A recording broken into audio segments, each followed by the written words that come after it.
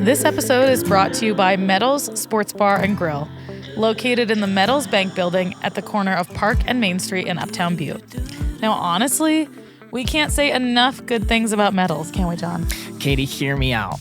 Meadows is a sports bar, right? Mm-hmm. It's got the decor. It's got 37, 31, some ungodly amount of TVs in there, right? And it also has chicken fingers, right? All the stuff that you'd expect. But here's the kicker. They serve food. They crush it. Legit food. Like every Wednesday night is ramen night, and Chef T makes he has some creative takes on ramen. Like, this isn't your grandma's ramen. Oh, yeah. I'll tell you, man, it's just like chef's kiss.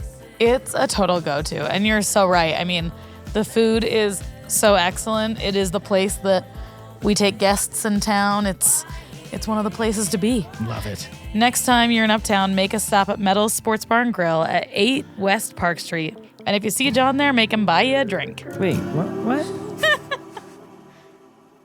Hello, and welcome to Of All the Places podcast. My name is John Wick. That over there. I'm Katie. Chilling on the couch. And the Juice doing his thing over there. I'm jacked up because we're coming off the Juice episode. Whoa. Ben just gave us some vibe, didn't he? We started off season 2 with a banger. Yeah, starting off real strong. Yep. Yeah. Oh, Ben, we love you, brother. Yeah, Thanks for sitting down with us and getting weird. Okay, John. Yeah. I'm so excited for today's guest. Yeah, we're lucky to have her in a lot of different realms. I know nothing about her. I've never met her. But everything you've told me, it seems like it's going to be pretty inspiring. So we're talking about Shanna Adams. And Shanna Adams is a civil engineer. She is one of the biggest community advocates that I know. She just works her tail off for the greater good. She's super intelligent. This is the season of Crush. I talked about that on our teaser. And like, God, being intelligent is sexy. So we'll give her that too. Yeah, she's a badass in all kinds of ways. So. Well, I can't wait. Yeah. So here we go. Ladies and gentlemen, Shanna Adams and Juice, this is where you take us away. Thanks, brother. Let's do this. Woo! Of all the places, of all the places, of all the places, why here? So, anyways, cool. Shanna Adams, what's happening? Oh, gosh. Well, here we are in the middle of the night. It's like, it's 4 p.m. It's so midnight. Dark outside. No, I'm good. Yeah, things are good. Nice. And you just came from your math tutor? Yep, my math tutor. I'm learning Algebra 1 again. Oh, yep. Joy. Everyone should do that. I know that you grew up in... I'm starting the timeline right now. I'm just thinking back. I know you grew up in Salt Lake. And spent some time everywhere else, and then got to Butte. What was, tell me about Salt Lake. Yeah, so I grew up in a suburb just outside of Salt Lake, in a family that's not Mormon. It's kind of the defining, piece of your childhood. If you grow up in Utah and you're not Mormon, you're kind of on the outside of things a little bit. But no, for the most part, it was great. Utah's a great place to grow up. Yeah, went to the University of Utah. Okay. And then I got out. Then you got out. One of the lucky ones. Yeah. I love Utah, though. It's a beautiful state. It is. There's so much to see. I love, I grew up skiing in all those big resorts from the time I was teeny. I mean, that's how I knew skiing, that was my experience. That's how I thought it was everywhere. And then Southern Utah is incredible. I mean, we go back to Moab and all those places quite a bit. I'll never forget the first time I came up and over that pass, whatever that pass is that you get to. Like, you're in the Wasatch and it's snowy and it's beautiful.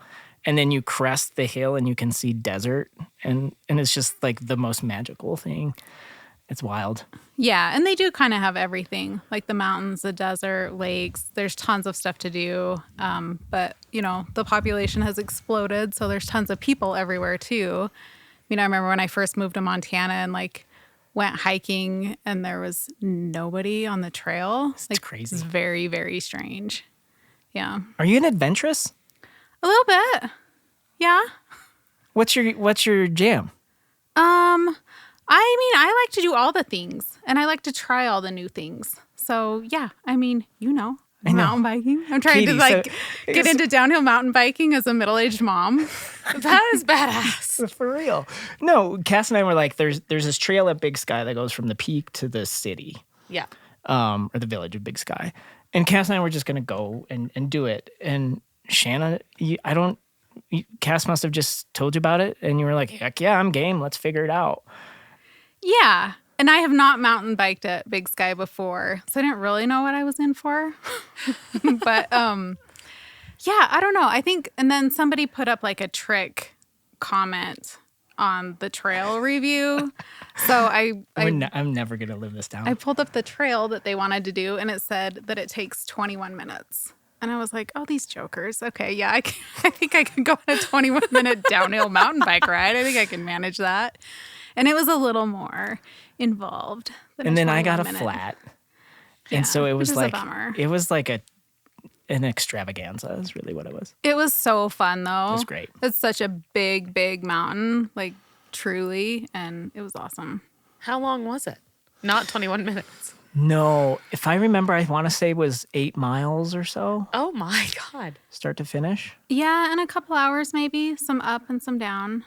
Yeah. But it was beautiful. I It mean, was big awesome. bank turns and like it is, Yeah. it's dialed in. That's cool. Yeah, it was a cool experience. But yeah, I know Shanna is like this highly intelligent, like super intelligent civil engineer who's just like uses big words and is just like funny and beautiful and delicate. And then she's just like crushing these like bank turns. Like I love things that don't match in my mind.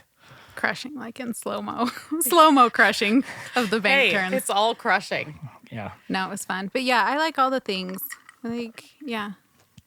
So Camping and- you went to University of Utah. Is that where you got your engineering degree? I did. Yep. In civil. Yep. What does that mean? Tell me for goobers like myself, what is civil engineering? Yep. So civil is kind of a multidiscipline engineering. Kind of think everything that has to do with infrastructure. So structural, buildings, bridges, roads, water, drinking water, wastewater, water resources. So think like stream restoration, environmental engineering. Kind of all of those disciplines fall under civil. And back to what we were just talking about. Civilization.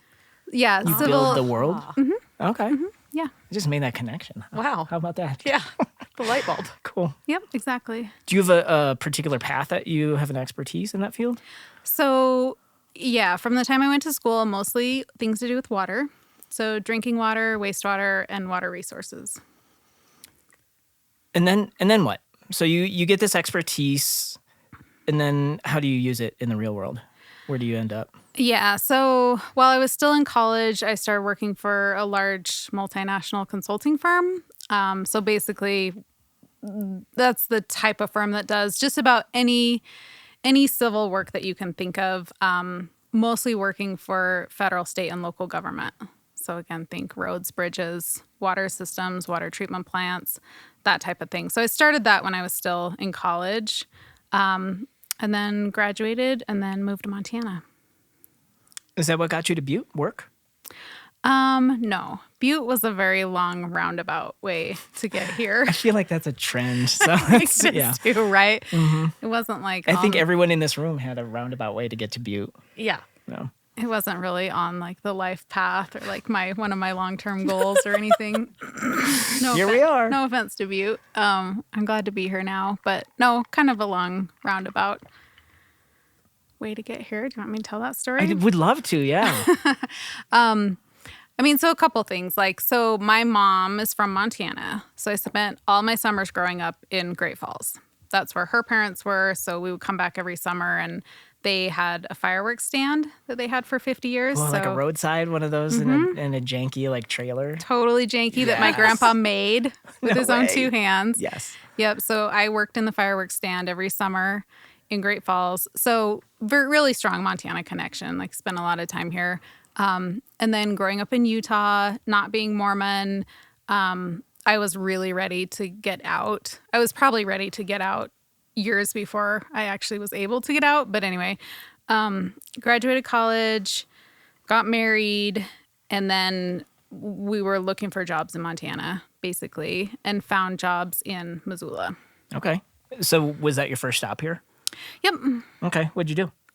So I actually kept working for the same big consulting firm that I was working for, just kind of moved offices. It was a little bit funny because I had talked to them a little bit about transferring offices and this and that, and it wasn't really going to work out. And then I started floating my resume to places in Missoula, and word got out because it's a small town, and then they basically asked me to come work there.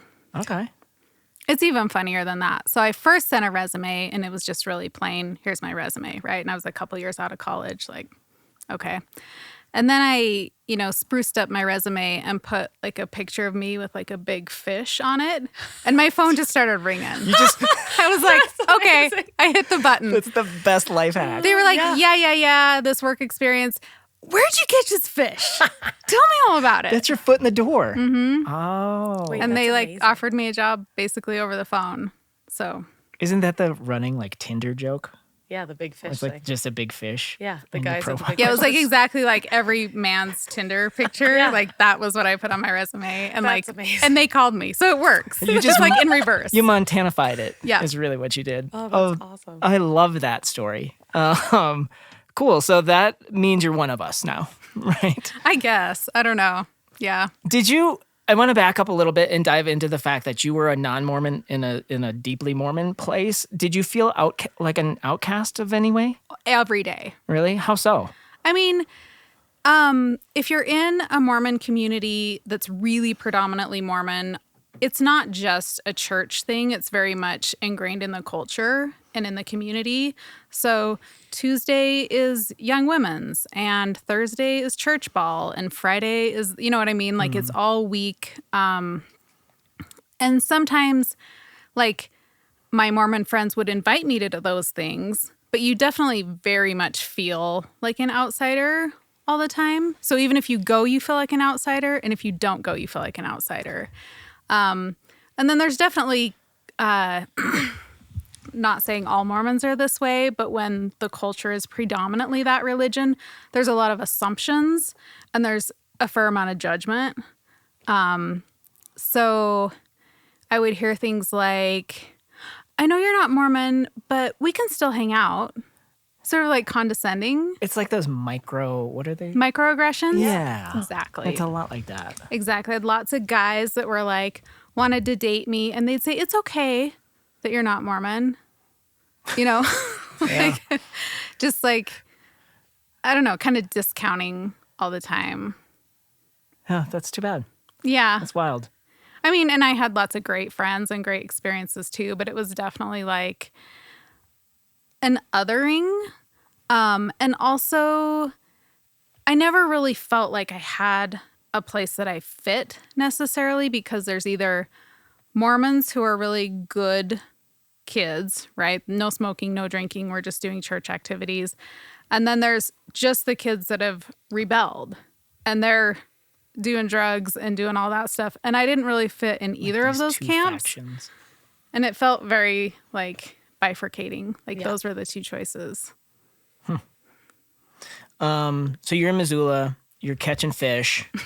you're like pulling the wool over all the Montanans' eyes. How'd you get to Butte? Yeah. So, loved Missoula. It's a great town. Loved living there.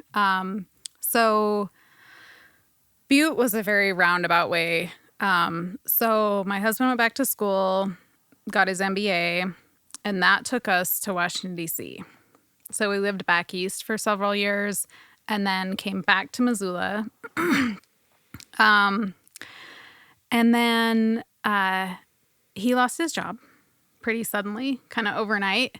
Was it a DC, like a political, like Yeah, just so a changing of the guards? and, like, exactly. he has no, okay. Yep. So he was working for Senator Baucus. Senator Baucus decided not to run and decided to go be ambassador to China.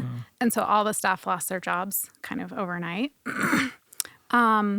And so at that same time, I was working for the water company in Missoula, and the city of Missoula decided to take over the water company using their powers of eminent domain.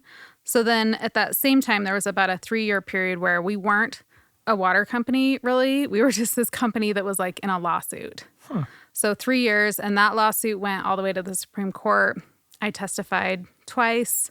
I formed an employee union, which I was president of our employee association to try to protect the employees through that process. So all of that was going on. So things weren't necessarily going swimmingly in Missoula, right? Yeah, it sounds like an odd situation. It was a really odd situation. So I had that weird stuff going on with my job. And then my husband had, he was doing different things, but it wasn't really terrific either. And then somebody told him they were looking for a professor in the business department at Tech.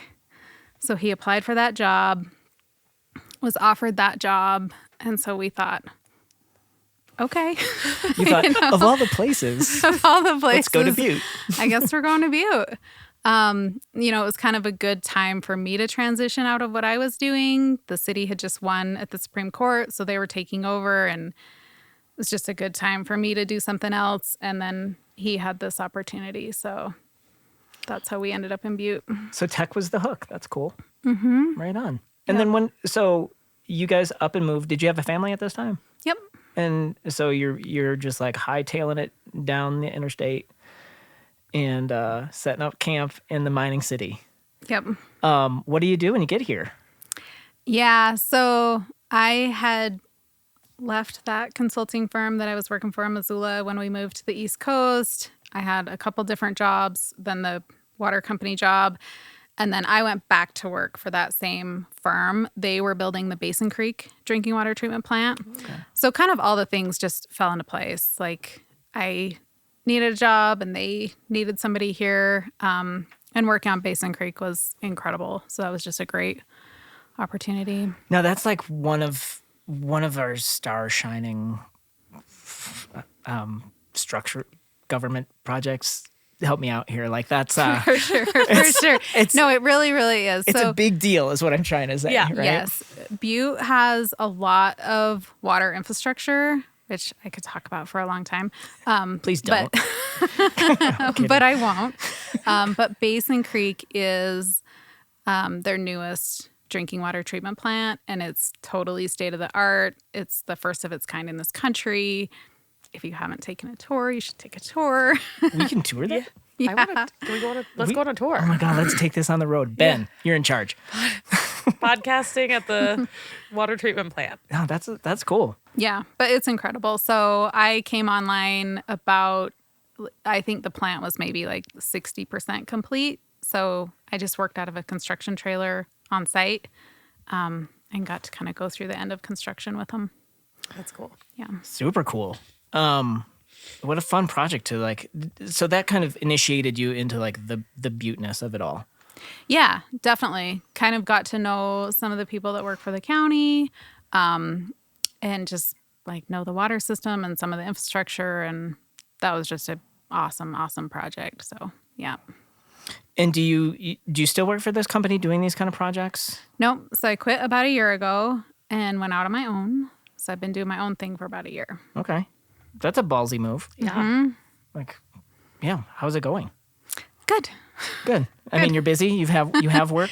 Yeah, I have work. I have clients. Yeah, so far so good. What's the hardest part of doing that? I mean, it's so funny.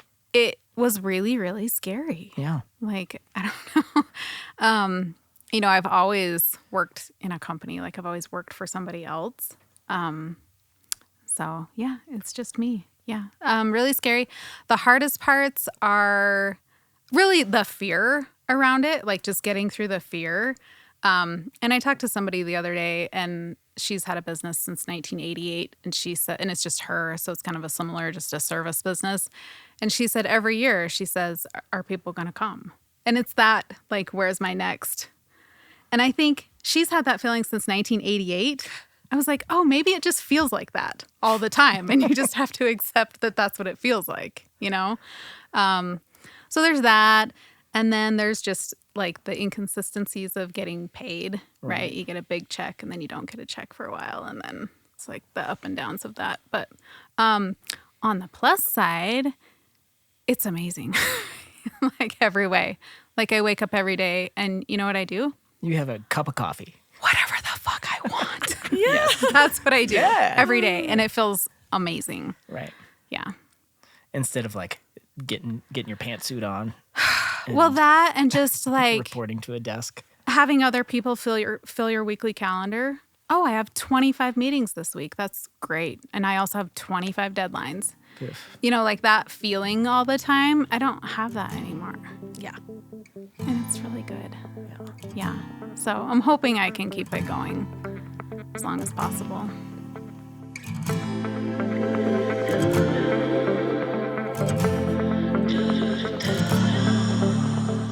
We are thrilled to be supported by the one, the only, the legendary M&M Bar and Grill. Dun, dun, dun, dun. Did you know that if you're listening to this episode right now on its release date, which is a Thursday, you could pop in your earbuds, waltz down to 17 North Main Street in Uptown Butte, and listen to us while you enjoy our $20 tenderloin dinner. Every Thursday is the M&M's steak night, which includes fries or a baked potato and grilled Texas toast. Oh my God, I'm such a sucker for Texas toast. That's a lot of bang for your buck. Yeah, I tell you what, my go-to meal at the M&M, the King of Clubs Club Sandwich. Now, I'm going to tell you how spoiled I am for just a hot minute here. The M&M is literally 20 feet from my desk. But, you know, I'll just do the waltzing. I'll go down to the M&M. They'll whip me up a King of Clubs right in front of me while I sit at the counter and, that's what I'm talking about. Yeah.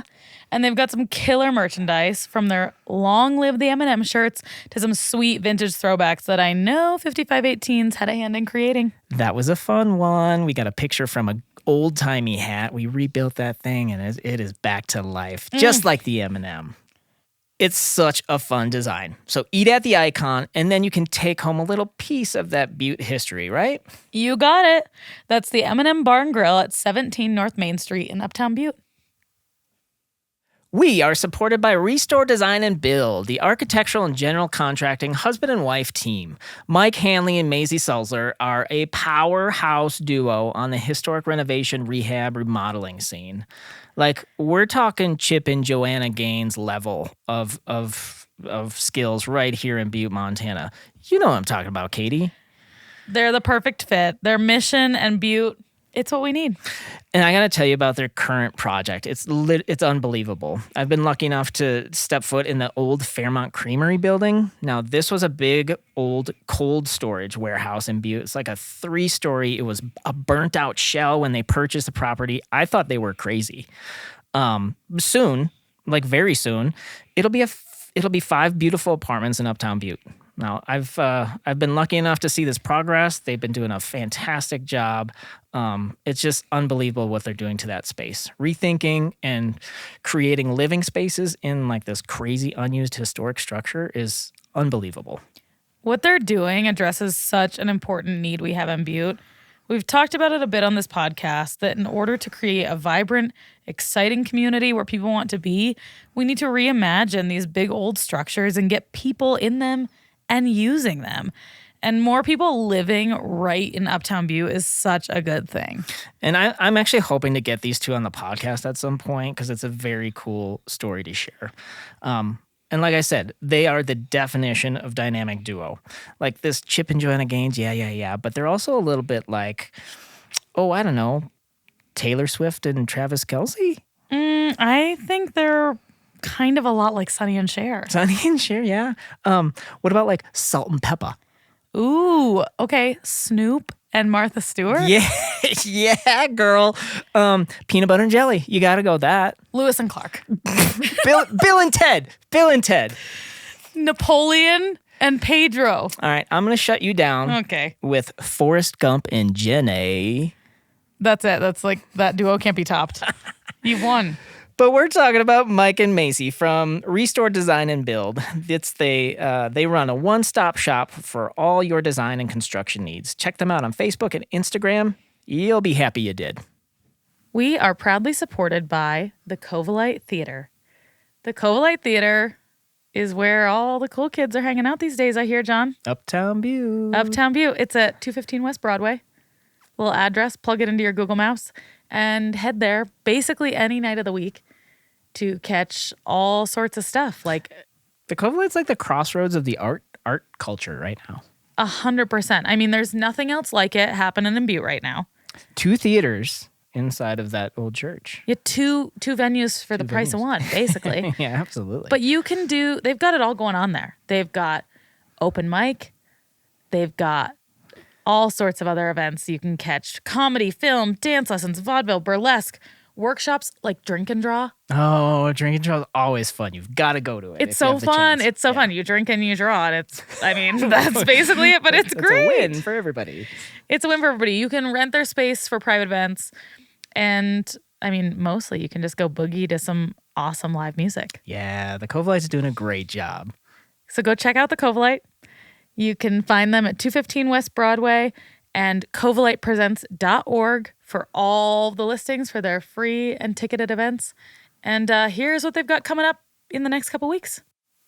This Friday, January 17th, you can check out the final day of the film festival happening in Uptown Butte, and screening at the Covalite is somewhere in Montana. So catch that at 6 p.m. Then we've got our weekly open mic on Tuesdays. Oh, that's always a great time. Every Wednesday, they show a different movie. Fun. That's amazing. And on the 22nd, it's Wizards. Like an old 1977. Dang, I kind of want to see that. I'm into it. They've got youth open mic. We've got a local Butte band releasing their record. Sweet. An Americana songwriter showcase. Check out all of the listings at covalitepresents.org and check out a show near you. I'm hoping I can keep it going as long as possible. Well, one of the things I wanted to talk to you about is how you got involved, and I think this is a next step in your journey, is that you were kind of the spark behind the Uptown Butte Master Plan. Is that fair to say? Yeah. And how can you explain kind of how that came to be and how you got involved with it? Sure. So I lived in Missoula for a long time, right? Worked for the water company there. So I first moved to Missoula in 2005. So you think about Missoula in 2005 compared to Missoula now, it's completely transformed, yeah. right? And one of the things they did was a downtown master plan. And they did a really good one, and they followed it. And so I was there kind of on the periphery of that process, but just watching that community transform itself. Like, people forget, like, there were a lot of boarded up empty buildings in downtown Missoula. They have a large homeless population. You know, Macy's went out of business. Smurfit Stone went out of business. Like, they had a lot of unemployment. And we're really able to kind of turn that downtown around. And so anyway, had moved to Butte. We'd actually just bought the Finlen. I think we'd closed in January of 2018. And there was a community meeting that spring, and it was called Butte Visioning or something. And I was like, great. I remember this meeting. I was at it. Yeah. Yeah, I was like, wonderful. I would love to know what the vision is. I love a vision. I would love to know what the vision Actually, is. Like, any vision is good. Yeah, we just hugely invested in this community. What is the vision, right? And if you remember at that meeting, it was packed. It was. It was in the basement of the Thornton. And it was really encouraging, too, because I don't think we've often had far-reaching visions in this community. It just doesn't feel like it. And that was one of the first, like, oh, people do think the same way that I do. Yeah. I mean, I felt that. I felt like a lot of good energy, people saying, well, how can I help? How can I get involved? I want to plant flowers. I want to clean up the alley behind my business. I want to do this. How do I do that? So there's a lot of positive energy, which I loved. But also it became really clear, like, there wasn't a vision. I mean, I think if you would have asked every council member, what are the top 3 priorities for this community, you would have got 10 different answers, 12 different answers. Can we play the guessing game? I think it would be dog poop, potholes, Oh, what's the third one? Yeah, I don't know. I know the top two. Yeah, dog That's poop and probably the balls. vision at that time. Yeah, right? Like, yeah, I don't think there was anything that was, I don't know, visionary, right? Like looking forward, what are we hoping to do? What are we all pulling for? There wasn't that. And so immediately I just thought, well, we need a plan, We need something. right? Right. Like we need a plan. And so I was kind of part of a little group that started meeting, and that's just how it really snowballed from there. Do you think it was cultural? Like the fact that we didn't have a vision? Maybe. I mean, I think I'm still figuring out the culture in Butte, even as long as I've been here. There are definitely things that are cultural to Butte that I've noticed. But yeah, I guess what are you thinking? Just it's been more like a reactionary culture. The one thing I think about, and I don't know where I heard this, maybe Julia Crane told me this in passing, but I think the mine contracts back in the day were only 3-year contracts. So you were kind of programmed to only think 3 years into the future. And if you think about a city's vision or laying out something as complex as a city, you need something that's a little bit more than 3 years. Yeah, that's really interesting. I hadn't heard that, but it makes sense. And we can fact check that, but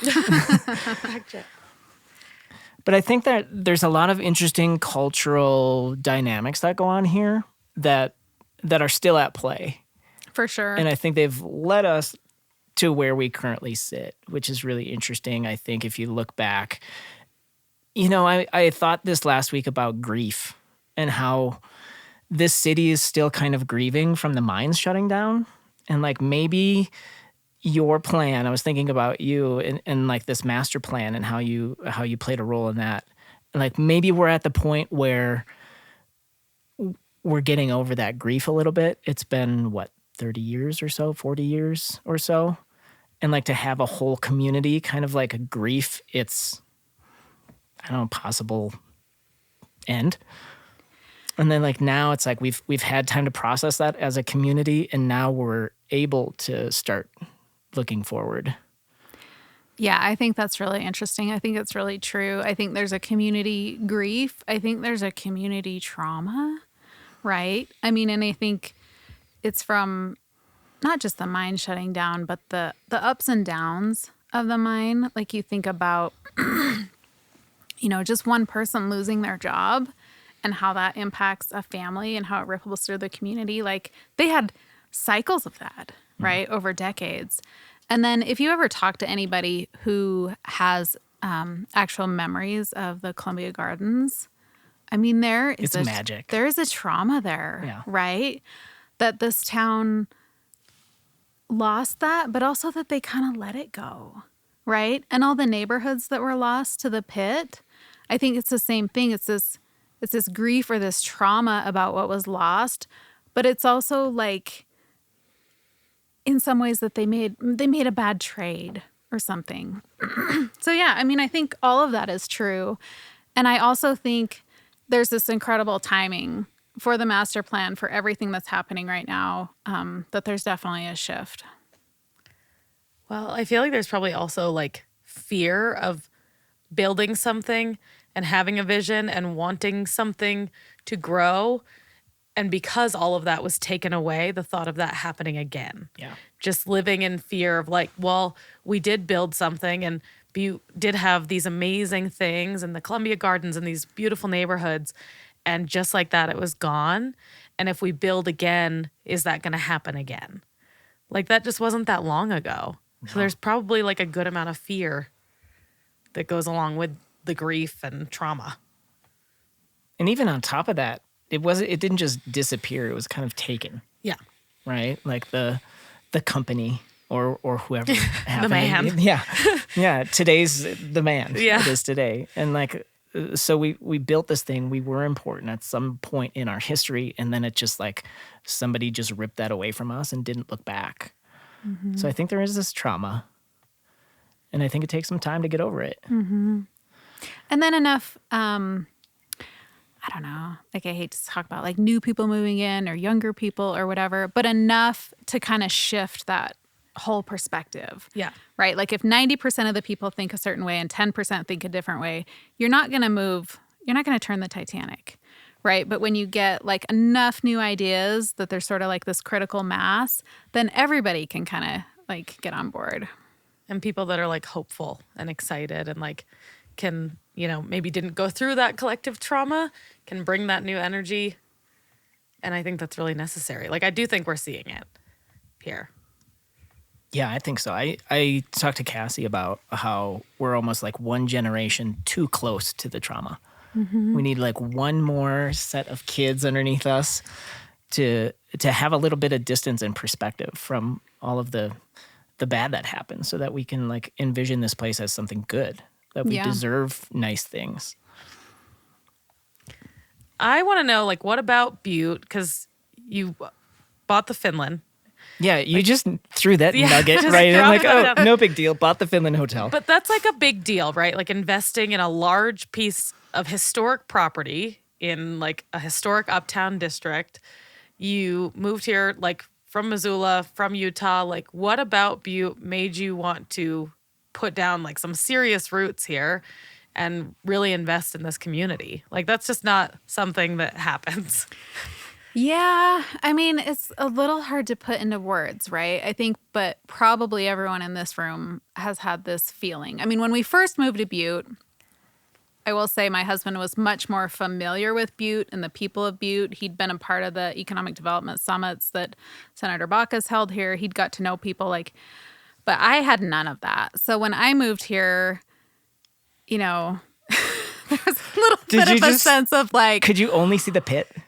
What did we do? I mean, I think it's fair to say there are parts of Butte that are really rough, right?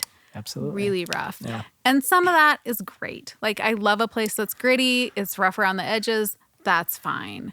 But there are places that are beyond that, right? Like, there are people living in serious poverty, seriously unhealthy conditions. Like, Butte can be really rough. So looking around, it was kind of like, oh my gosh, what did we do? What did we do?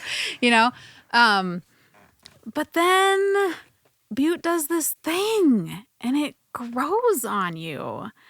And I just started kind of seeing things with a different eye, and seeing people fix places up and learning a little bit more about the history and seeing the history, right? Like being able to get into some places like the Anselmo or the Maywa or some of these places and getting a better sense of what's here.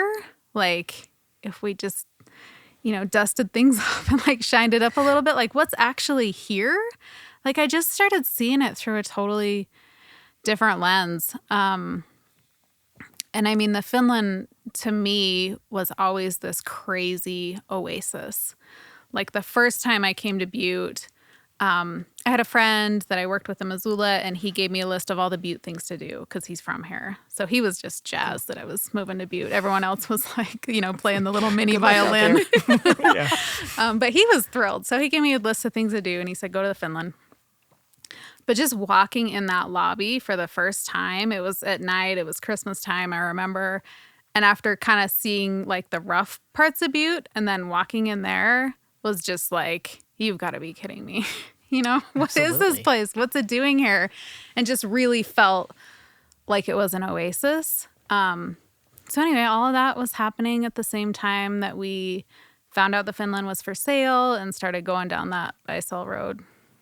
Yeah, the Finlen is something special. Mm-hmm. I think that's where we first met, is in the lobby when I was doing whatever I did in the lobby. Helping JJ with the logos and rebranding and things like that. Yep. Yeah, the Finlen is pretty magical, and I think it's a physical story of what we were. Mm-hmm. Don't you think? Absolutely. It's so many things. I mean, it's that. It has so many stories to tell. Everyone that comes in says, oh, my grandma, waited tables here. My grandpa was a bellhop. Like, everybody has a story about the Finlen, which is so incredible. But then it's also like, it's almost like a living organism is the way I think about it, which is a little bit weird. But it's like, we have the hotel, obviously. So we have visitors from all over the place. And then we have people who live there. It's their home. We have office space. So we have people who work there. It's like what you want in a downtown on a microcosm. Like you want all these different people kind of bumping into each other and interacting with each other. Like it really makes a community. And then the building itself is like kind of its own organism with the boilers in the basement. Oh my gosh, and I mean, it's I just, can't even it's, imagine. yeah, it's a And whole it just thing. celebrated its 100th year Yep. of construction, or Yeah. So it opened New Year's Day, 1924. that's great. Wow. And if you haven't, if anybody out there listening hasn't seen the mural that you guys put to honor this 100th anniversary, it's unbelievable. How did that come to be?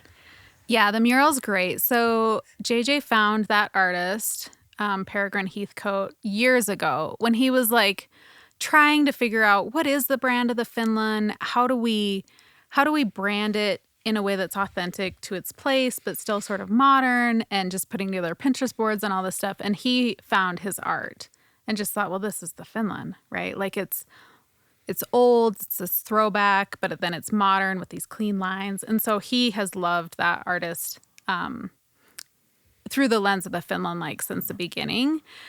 And we just thought, well, we'll never, he's in England and he's pipe this dreams a really little like bit, yeah. fancy, well-regarded artist, and he shows in New York and all this stuff. And then kind of a long story, like a friend of mine came to live with us for the summer a couple years ago. And she was just helping out with things. And she emailed the artist. And they just started a correspondence. And he was like, I would love to come to America. I would love to. This building looks incredible. I would, and he was so positive and so kind. And so, yeah, it was just crazy how that all came together. And so we have the mural, and we also have a bunch of prints that are getting framed and mounted and will go in the rooms and stuff. So it's kind of a whole refresh with some of his art, which is really fun. What a cool crossroads of a lot of what I think your passions are, right? You've got, and you mentioned how the Finlen is a physical space where people can bump into each other and they can create relationships, and it tells the story of our history, and it lives on and will continue. Like, how cool is that you get to be like you get to foster all that. Yeah. Do you know how important that is? Like, that's crazy cool. It is really cool. Yeah. We both definitely feel like it's like a huge responsibility. We just sort of get to be the shepherds of this building for however many years. But yeah, Just make sure the neon lights stay. Like they're on today, man. H-Tel They're on today. Finlen. It's always kind of funny to see. You might not know this, but it's not that easy to find somebody who will work on a neon light on top of a 120-foot tall building. Yeah, I don't feel like there's a lot of people that just do that. No. The high-rise neon people. Yes, exactly. You don't look them up in know the who to phone call book. for that. That's not. I don't think they're in the yellow pages. No, Yeah. that's No, cool. it's on tonight. It looks so good. It always does. It's such a beacon, I feel like, here. It's just, that was the first place I stayed when I came to Butte cool. for the first time with Ben. So, yeah, I think it's like really special to a lot of people here. And It is. yeah. So along those same lines, with the topics of like valuing the city and the history and honoring its culture, our culture, and seeing how you went from Butte to Butte. Yeah, you can probably cut that part out. No, it's important. It's part of the journey. It is, and we've all been there. So I it's- said the same thing. Yeah. I mean, if you put your back to the pit, this valley is incredible. I've said that 1,000 times. But with all those things in mind, how did you get involved in like your volunteerism with things like the Uptown Master Plan, and then this past summer, I know you were working really hard to get an Uptown Butte BID district. Was that just is that you following your passion, or is that something else? Yeah, no, that's definitely just following my passion, I guess. And sort of just having kind of a sense that I felt like I knew what needed to happen and I didn't really see it happening. And so just kind of trying to get that going. And then I had a lot of good encouragement, like different people from the community that kind of sought me out and said, yes, this is what we need right now. This is the right thing. And so that kind of kept me going too. What is the master plan? I guess we haven't talked about what that actually is. And then a separate project is the BID. Can you talk and explain both of those projects? Yeah. So the master plan, it's kind of two things. So it was a process and then it's also a document, right? So the process was about a year long of over 50 meetings with people in the community, like the general public, but also we met with education, we met with, tech, we met with the police, we met with community development, we met with like every group you can think of. We kind of sought them out and held a meeting with them. That's why there were 50 plus meetings, and just said, what do you think the biggest issues are? What would you like to see? Like, what are your hopes and dreams? And tried to capture all of that in a document. So the process was important to get people thinking about it and get people talking about it and get people excited about the future of Butte. Like, that was really important. But then also, the document basically has 30 projects or initiatives that came out of those conversations. Cool. So people said, it's really dark in Uptown at night. I don't feel comfortable walking around Uptown at night. Well, what if we had a lot of really cool decorative pedestrian lights? Oh, well, that'd be great. Like that came up in just about every meeting. So things like that people maybe, talked about an issue. We came up with some alternatives, picked like a couple of solutions, and then that became a project. Okay. So that's how you watered down. Like, you probably had thousands and thousands of ideas. I think you'd be surprised. I mean, everybody for the most part wants a place that feels welcoming and inviting, and there's things to do, and it feels safe and clean. Everybody wants like more places to eat and drink and shop. So yeah, I think when you boil it down, for the most part, people have similar values. It's where you get into the details of the nitty-gritty of how you get there that there's some disagreements, but... Cool. And how is this different from the BID? So the Business Improvement District is one of those 30 projects or initiatives that were in the master plan. So the master plan has all these great ideas, right? And some of them don't cost very much money, and some of them cost a lot of money. So we had to figure out, all right, well, where are these resources going to come from? And there's a lot of grant writing we can do. There's a lot of just changing how even the county budget is allocated. But at the end of the day, having a dedicated source of funding to be able to do some of these things was really important. So that's what the Business Improvement District is going to do. So that's I guess you're putting your money in, like putting your money where your mouth is, or whatever that. Did I say that wrong? I don't know what I'm talking about. I don't know. I think so. I think you're right. No, it really is, right? So you say, well, I want things to be different, and I'm willing to vote with my dollars. So it was definitely a big hurdle to get over. So we had to have 60% of the property owners in the boundary sign a petition that said, yes, I want to pay money every year for 10 years to do these things that you're talking about. Dear God, tell me how hard that was.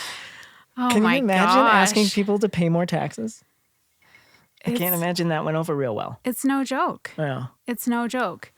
And there's no way to do it other than to sit down with somebody and look them in their eyeballs and talk to them about your vision and about the things that you want to do and your track record, right? Here's what we've already done. Yeah, it's no joke. And none of us took it lightly at all. Right. Yeah, that's a huge effort. But it has huge payoff, though. That's the best part.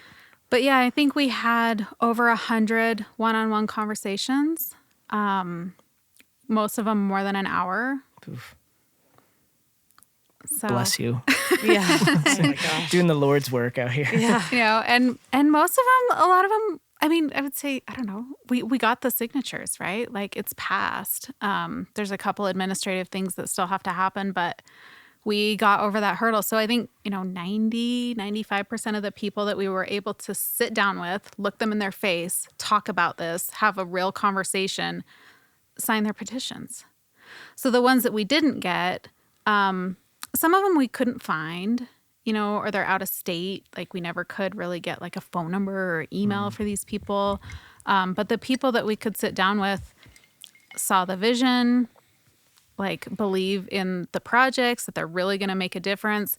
And then also believe that collectively we can do more than they can individually, right? Like I always felt like that was the biggest argument we had to make. So for you, like your business is in the district, and I can't remember what your assessment was. Let's say $500. I think it was like 360 or something. Something in that range. But we had to make the argument that instead of you keeping that $400, $500, whatever it was, it's going to go, it'll be better for you and the community to throw in with everybody else. So that was kind of the hurdle that we had to get over.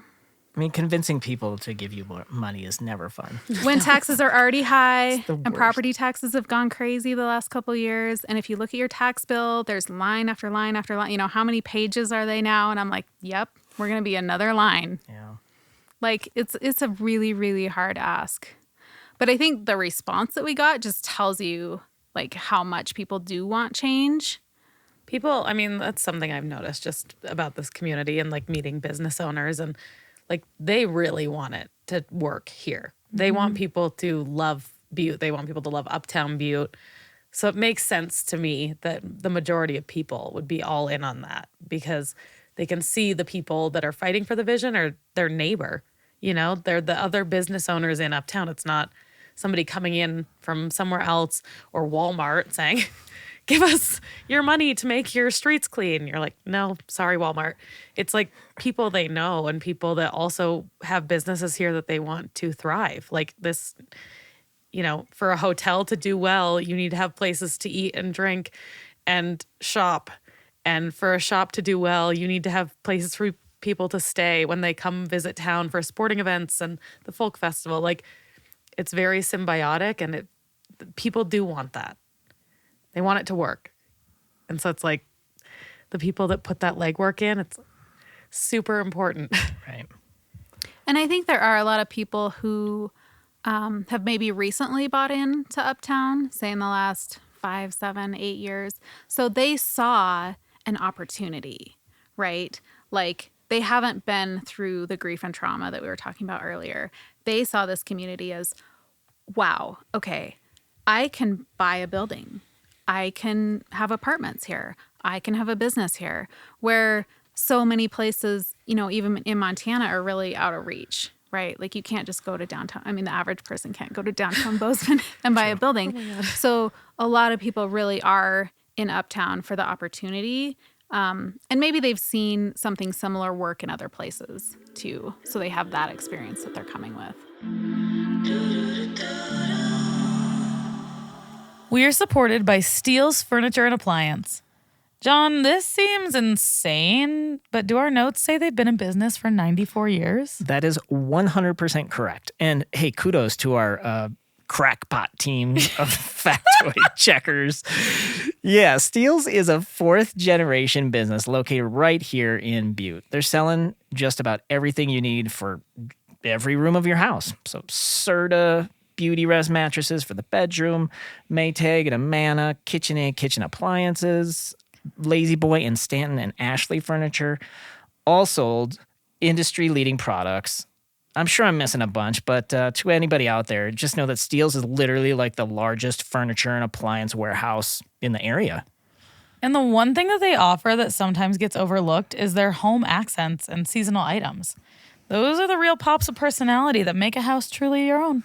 I daydream about getting home every day after work and sitting down for the rest of time on my beautiful sectional couch that I got from Steele's. That's literally one of my favorite grown-up purchases I think I've ever made. Steele's Furniture, how can you not love a business that's been around longer than, I don't know, the television? Like the old picture box? Shop online at steelsfurniture.com, or better yet, head on over to 800 South Wyoming Street in Butte, Montana. Katie, one address for you. 146 West Park Street. Tell me what you know about that corner. It's the corner. It's the corner. I'm not great at geography, John. It's also not geography. Oh, God. That is Montana and Park Street, right where Taco del Sol is. We are supported by Taco del Sol. Ugh, and that burrito bowl, give it to me. Okay, John, but I'm a pita pit girl. That's not geography either.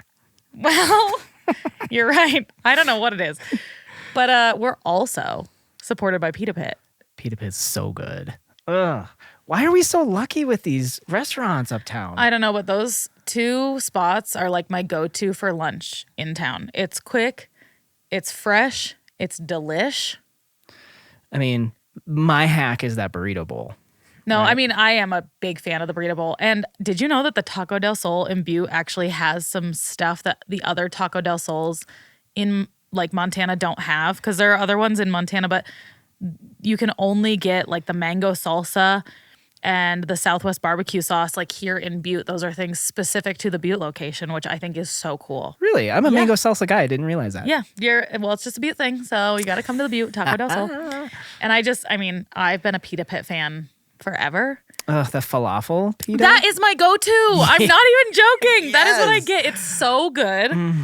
It's just when I'm craving just a quick, delicious, healthy lunch, I'm just waltzing into Pita Pit. And it's always so quick that I mean, here's the thing. We're all busy, right? And Yes. so it's hard to get like quick, good, healthy, fresh food. Pita Pit, Taco del Sol, hand in hand oh yeah, with awesome. it meets all kinds of needs. You're not in the mood for one, you're definitely going to be in the mood for the other. Yeah. They've got bowls, salads, wraps, tacos, burritos. I mean, across everything. And smiles. And smiles. I mean, everybody that works there is so great. Yeah. And Golly. I just will eat some queso, even though that's naughty for me, but I love it. Taco del Sol. Do you remember that geography lesson we had earlier?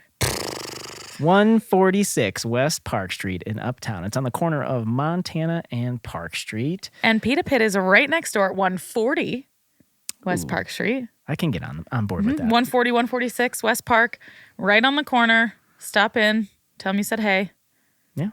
And just eat it all up. enjoy.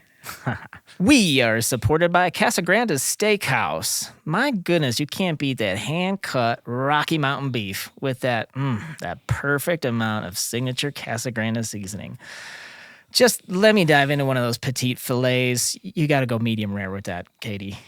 It's literally a religious experience. What's your go-to meal at Casa Grande's? The Arts spicy cream sauce Yes. pasta, that is like crack. I'm sure. totally obsessed. Like I said, religious experience. But I mean, the whole menu is truly off the charts. I'm talking made to order pastas, chicken, seafood, of course. We can't say Casa Grande Steakhouse without sushi night. If you miss that, you're straight up missing out. Every Thursday, sushi night. Thank us later for that. Casa Grande Steakhouse, you'll literally never be disappointed. And you'll never leave hungry. For sure. You should actually just order a to-go box with your meal. Casa Grande's is located inside the historic Bertoglio building at 801 South Utah Avenue in Uptown Butte. Casa Grande Steakhouse, where you'll always be welcomed as a part of the family.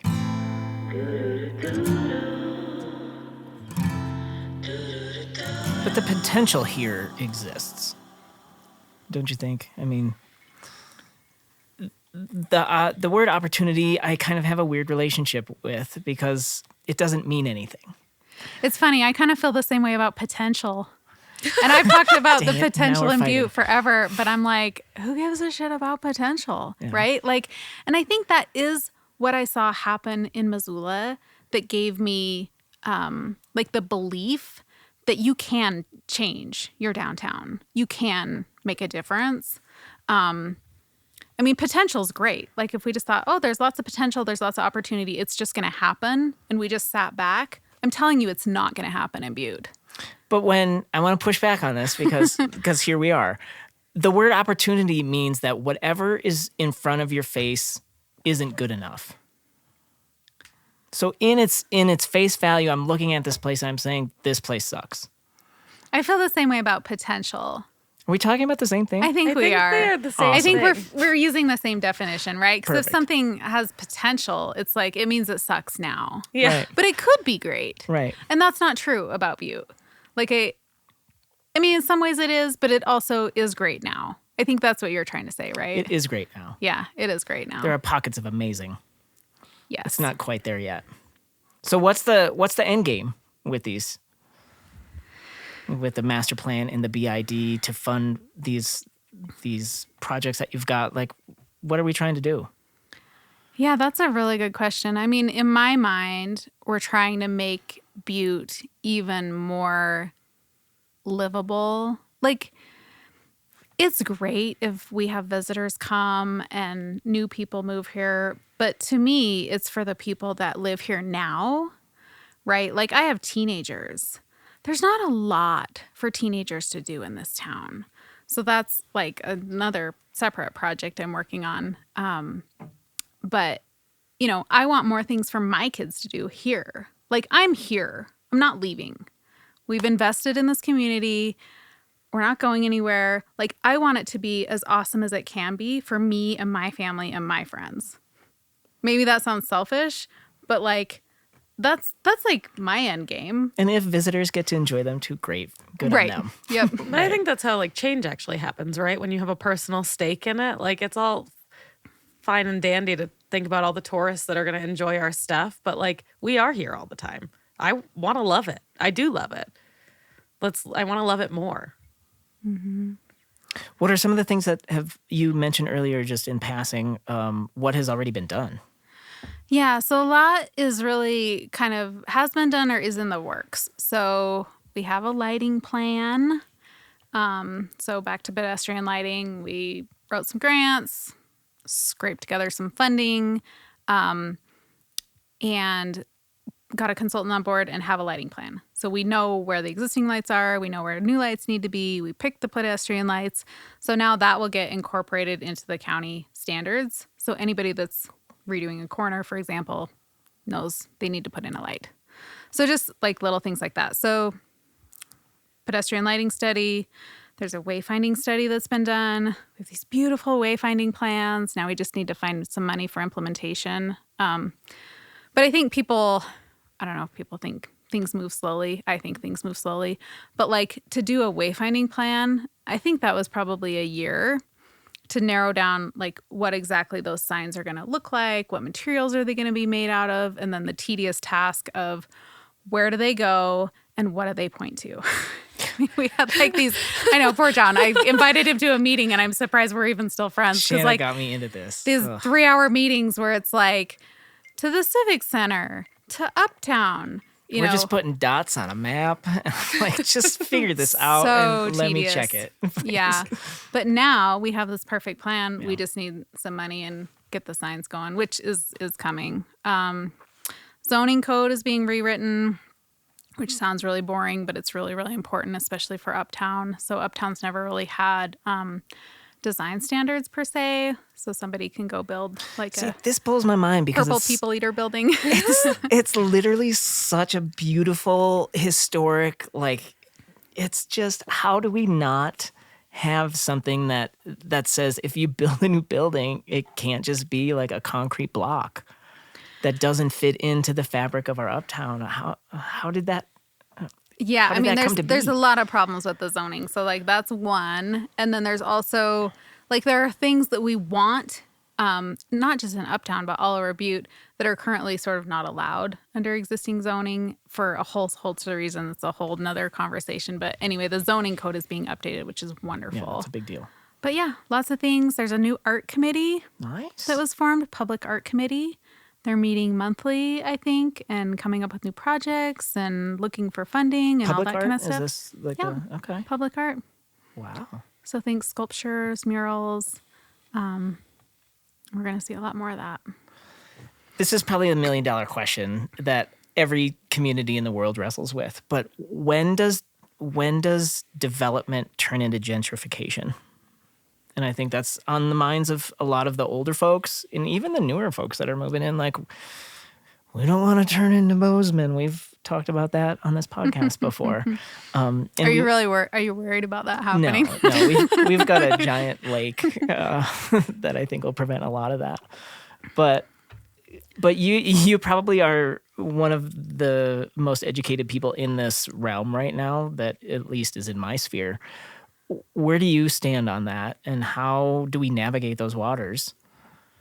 Yeah, I mean, in all seriousness, like it is a problem. It can be a problem. I don't think I have any, silver bullet genius solutions or anything, but we can look at what other communities have done, and then we can be mindful of it throughout the whole process. So like Butte-Silver has already done like a housing plan. They're looking at,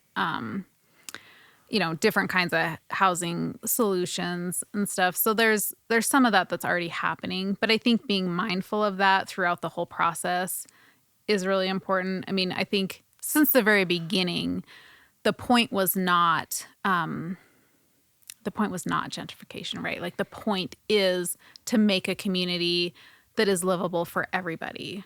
So thinking about like our, lowest common denominator, like our homeless population, addicted population, like all the, like thinking about those populations as we go through the process and how we bring them along instead of push them outside.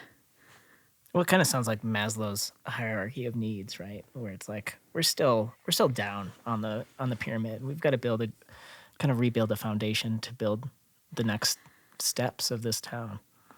We do. But I think, we're not going to solve any of our social problems if we don't have a place that people want to live, right? So I think focusing on livability and having a place that we all love is going to help everybody. Man, can you believe I feel like I'm not doing anything. No, I do nothing.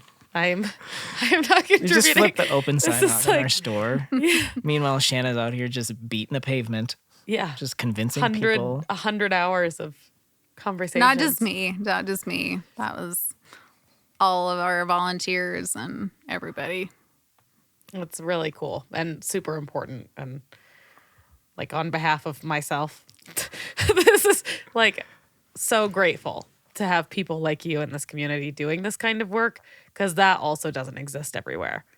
But I also think that speaks to Butte, and it's like, to me, it feels like Butte is actually kind of an easy place to be passionate about. As rough as it can be, it gets you. It's a and vortex. Then turns out you love it and you just want to help, and it's pretty cool. How'd you fall in love with it? Gosh.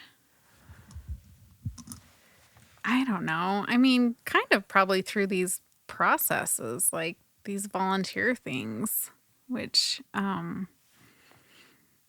don't know. I've like made some really good friends, and I met some amazing people, and people have been really, I don't know, kind and generous. And I'm sure I've told you this, but when we first started working on the Uptown Butte Master Plan, like I would come into my office and there would be personal checks on my chair. $25, $50. Wow. I love what you guys are doing. Keep going. I mean, if that doesn't bring you to tears, people writing a $25 personal check to this like kind of abstract concept you're working on. Yeah, I'm going to work my ass off for those people. And like, even at that time, like we didn't even know what to do with the checks. So we had to like scramble and form a Montana nonprofit so we could at least like have a bank account. But yeah, I mean, that's like, people love this place, and that's it's kind of contagious, Well, I also think what's really important, at least for me, and I'm sure you feel the same, is that yes, we need things. Yes, Butte. What can you say, right? but this is a place where your efforts can actually matter. Like 100%. You can make a difference in this community, and you can help propel this to the visions that we all want. And I think you're doing that. So in in 150 years, when people look back at this time in Butte's history and they look at all the efforts that you're doing and the results of all the efforts that you're doing, what do you think they're going to say? I mean, I really hope that they say like that Butte stayed authentic to itself. Like there's so many quirky, unique, weird things that we have going on here that really are the magic of this place. And I hope that stays. And then just some of the lessons I've learned, lessons, other communities have learned about local investment and homegrown things and how they really make a difference in a community. I think I'm still on that learning curve of understanding what that really means.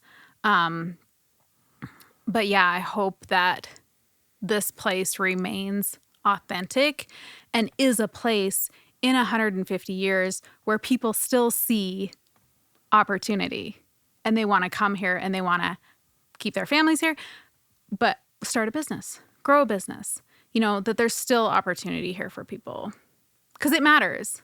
I'll just talk a little bit about the BID process. I told you there were some like out of state property owners we never could find, buildings that are owned by a trust or an estate and like never could get those people. And the people that we could talk to, understood and were on board for the most part. But I think I'm still understanding like how much that really matters. Like a small business that's grown from people who are here has so much more benefit than like an out of state, out of town business. And maybe that's a little bit of a cliche. Like people kind of get that places like Walmart are sort of extractive, right? Like they're here to just extract wealth out of our community. But small businesses really are wealth generators. And I just don't think people quite understand that to their core of what that really means for a community. So I hope that we keep that in Uptown Butte. Well, whether we call it potential or opportunity. We need some new vocabulary words here. Shannon, you're killing it. And so thank you so much. Of all the places, of all the places. Thanks again so much to our episode 2 sponsor, Metals Sports Bar and Grill. Go see them, Chef T, and the whole crew at 8 West Park Street in Uptown Butte.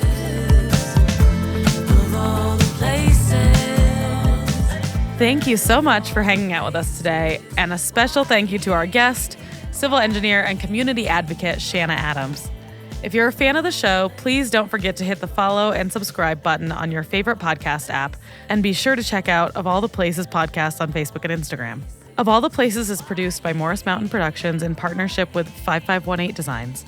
Our theme song is made specifically for our show by everyone's favorite power disco duo, Desperate Electric. For John and Ben, this is Katie. Thanks so much for listening to Of All the Places podcast. Music out. Why here?